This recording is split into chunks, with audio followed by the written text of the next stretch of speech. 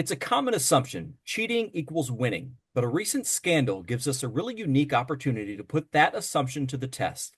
What can a Major League Baseball scandal that made national headlines teach us about how business should operate?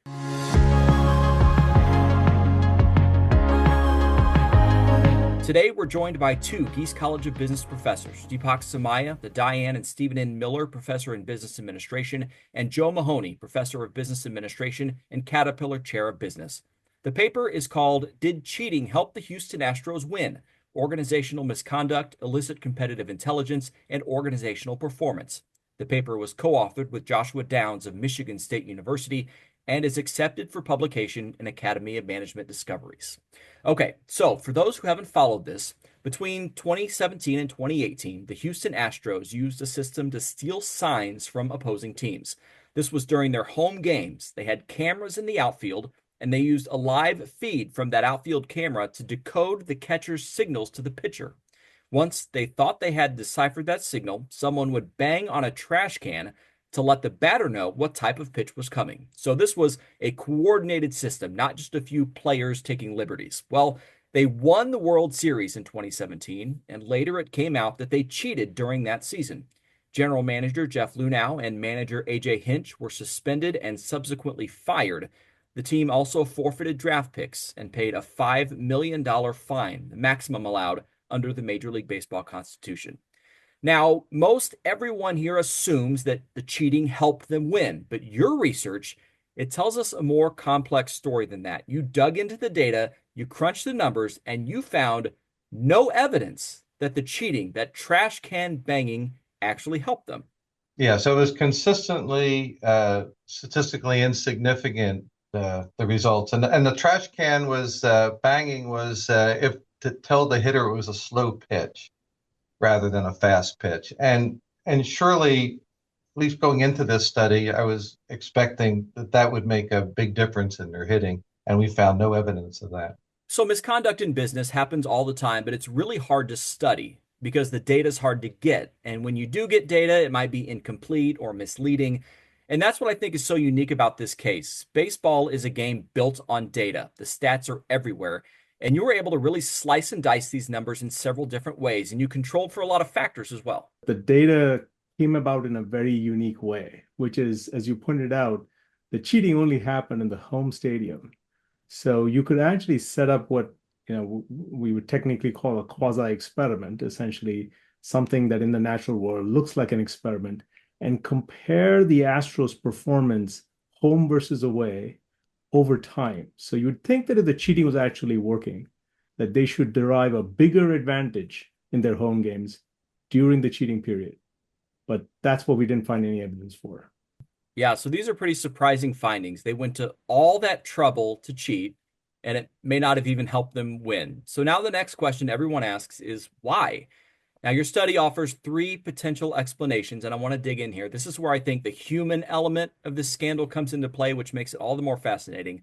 The first explanation, it explores the psychological impact on the players, what's called organizational professional identity conflict. Okay, it sounds really complicated, really academic, but help us understand, what does that mean in the context of this scandal? The first one is about the professional, just the professional identity of the player, and this is in conflict with who the player regards himself as in his profession. And I think in retrospect, a lot of the players who were involved in the scandal feel some guilt or shame about being involved. So that's going to have an impact on their performance on the field, because they're kind of personal conflict with what they're doing, helping the team, but maybe at the expense of their own integrity. Yeah, I would add that the alternative explanations that we explore in the paper are really aided by, and this goes back to the point you made earlier, that in the context of sports, you get a lot of really good data. In this case, it's qualitative data. So there's so many interviews. There are, there's a report by the Baseball Commission. There's books written, and that enables us to at least tease through all of this qualitative goldmine of data to try to make sense of what might have happened. And even with this explanation, which, as Joe correctly pointed out, really is about, did the players feel some sense of stress in terms of their identity as a player, where they're expected to be professionals, expected to adhere to a code of ethics, versus from the team, there's this pressure to win. And how did that in some ways sort of make it difficult for them to actually go through with the cheating? Even there, we find evidence that's supportive of that possibility that there was some tension. But we should also keep in mind that the cheating was actually started by some of the players themselves, and there were some players that were very much on the side of the cheating and they were in favor of the cheating. So it's a much more mixed picture. But it is possible that on average there were enough players that didn't feel good about the cheating and therefore couldn't take advantage of it or did not want to take advantage of it. All right, your second explanation is called information leakage, because I mean, a secret strategy only works if it stays secret. And we do know that other teams did find out about what they were up to. Tell us about that one. For the second one of the leakages occurred because one of the players was traded to the Detroit Tigers. So probably the Detroit Tigers was one of the early teams to have a sense that something was going on in terms of stealing of the signs. And then later on, one of the pitchers actually noticed that his changeups were being fouled off. That used to be ones that were always getting hitters out.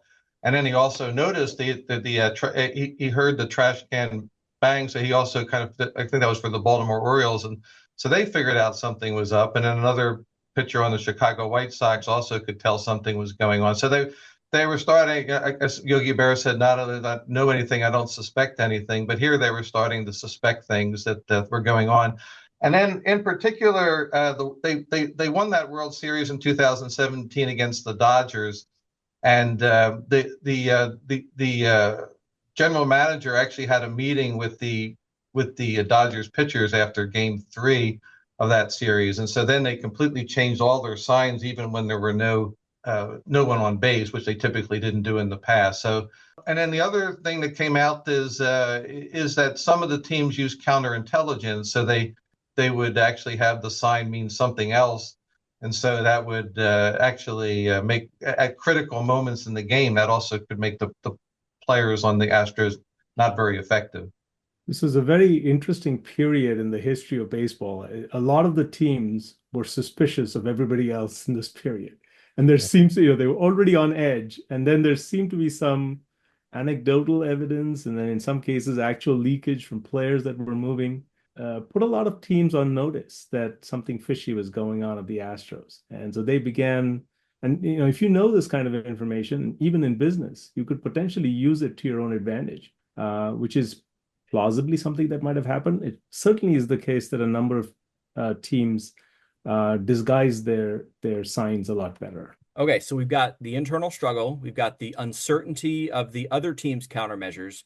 Now, as a pure baseball fan, this third explanation feels the most plausible to me, and this centers around the disruption of routines. Batting, as you know, at its core, it's all about instinct. You see the ball, you hit the ball, just react. But you suspect that may have gotten all messed up here in this case. So bringing Yogi Berra back into play, one of his famous quotes attributed to him, and in his book, he actually said a variation of it in 1946, and that was that you can't think and hit at the same time. So what the trash can banging was doing was requiring them to break their routines, because the routine is they're up in the batter's box, getting comfortable, looking at the pitcher, trying to look at the pitcher's hand, figuring out if he's going to hold the ball for a fast pitch or a slow pitch, and it's all about focusing mentally. And they have just a split portion of a second to figure out what kind of pitch is coming. But now their brains are also being required to listen for the trash can banging, and so that is going to require that their brains both use their hearing and their seeing. You have to think that, as a matter of fact, the other thing that I think, as you were mentioning, Aaron, about why this is kind of intuitive to a baseball fan, is because we do know that some players, even when there's in the traditional way of stealing the signs, which is more part of a norm for a century, is that when the person's on second base, they try to relay the pitch to the hitter. But there are some hitters in the major. I remember this as a kid, the announcers used to say some hitters don't want to know, because I guess they intuitively or experientially experience that they don't hit as well when they're being distracted by things that are outside their routine. there are a number of players who did not want to know, even the Astros. It didn't help them. But there were others that felt that it was a definite advantage to know. So it's a little bit more mixed, at least in terms of what we see qualitatively. But I think the more interesting thing is how this might apply more generally to organizations as well, because organizations are also full of routines, and we do a lot of things in a routinized, systematic fashion. In fact, there's a whole body of theory around evolutionary economics that talks about how organizations are composed of routines and how those routines add up to capabilities. And what we have in this particular case is a form of cheating that involves getting information in real time and having to adapt those routines in real time when that information is received. And by the way, it also turns out the information is not always accurate. There may be mistakes in either deciphering what's going on or communicating it or receiving the communication. And so in that environment, it's entirely plausible that actually shifting routines might not work out to your benefit. You might actually make things worse by trying to adapt your routines. Yeah, and on a side note, and this could be applied to business as well. I mean, the Astros were stacked. They were so talented. They very well could have won the World Series if they never cheated. But now that championship, all that success will be questioned and tainted forever. The lack of evidence of this helping them in any way makes me have the hypothesis that they would have won the World Series just on talent. And so that, of course, now we'll never know. So that's kind of the pity of that team is it'll always be tainted by the scandal rather than winning on the merits. That's the unfortunate thing about the entire scandal, is that this misconduct that they engaged in, the cheating they engaged in, taints that win, and apparently for no apparent benefit, right? So that's the irony of it all. And hopefully that also gives pause to people in business or in other organizations who are considering misconduct of various kinds, who perhaps naively assume that it always helps to cheat, right? And I think our paper, even though we didn't start out expecting to find nothing, I think that perhaps gives more people pause about the benefits of violating ethics, and maybe strengthens the hand of leaders who want to have more ethical organizations. One other thing that I would add is just zooming out and thinking about this in terms of science and social science. Very often, we think about science as a process of going about trying to test hypotheses or test ideas that you might have.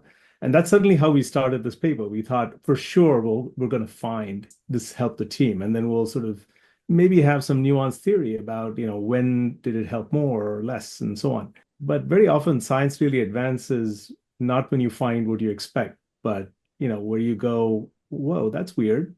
And then I would add on to Deepak's comment that when you don't get what you expected, that's the very thing that then can generate creativity and hypotheses for why was that so. And that kind of led then to our three possible explanations of why we didn't get a statistically significant result. Yeah. Now the paper is about baseball, but I think there are lessons to be learned that are much broader than Absolutely. what Yes. does this all mean for organizations out there, inside and outside of sports? What do you think is the big takeaway message here for? Yeah, I'll give it, and I'll leave the final word for my colleague Deepak. I would say that what I learned from this study is that there often are a lot of hidden costs or unintended consequences to strategic action. So you think you're doing something that's helpful, and you're thinking of the benefit side, but I think here it was all about the hidden cost. It was the hidden cost of the hurting of the professionalism and identity of the players. It was the fact that you're going to be inviting counterintelligence and kind of an escalating war of espionage on both sides, which is not good for the culture of baseball itself. So you're kind of hurting the entire sport. And then it's also the breaking of the routines and the habits and the skills. And to bring it to the organizational level, you'd be breaking some of the organizational capabilities by disrupting it through these changes in practices that are like of illicit intelligence in this case. This type of misconduct that we looked at in the context of baseball seems so far removed in some ways from business. But actually, it's an area where there's a lot of action in the business world. Secretly obtaining information about other organizations, about their competitive plans, about their technologies, about their strategies, is something that's increasingly something that businesses worry about, particularly in the cyber domain, where a lot of hacking occurs and companies are spending enormous amounts of money trying to protect themselves against other companies. And the potential harm is very high. And I don't think that we would be too sanguine and say that there is no harm from getting illicit information in the business world. But at least our research suggests that under certain conditions, the harm might be mitigated. And it also perhaps points the road towards a better way of doing business, one that's more ethical and one that focuses on strengths and capabilities, just as the Astros could have. They could have focused on the fantastic team they had and really basked in the glory of their victory. Yeah, and at a basic level, it just shows how messy cheating can be. Benefits aren't always black and white. There are a lot of forces at work when this comes into play. And hopefully this research paper encourages folks out there to make some better choices. All right, just to leave with one more Yogi Bear, Aaron, I just want to thank you for making this day necessary. Appreciate that. That was Deepak Somaya and Joe Mahoney, professors of business administration at Gies College of Business. The paper is Did Cheating Help the Houston Astros Win? Organizational Misconduct, Illicit Competitive Intelligence, and Organizational Performance. You can read more about this and other research coming out of the college at giesbusiness.illinois.edu.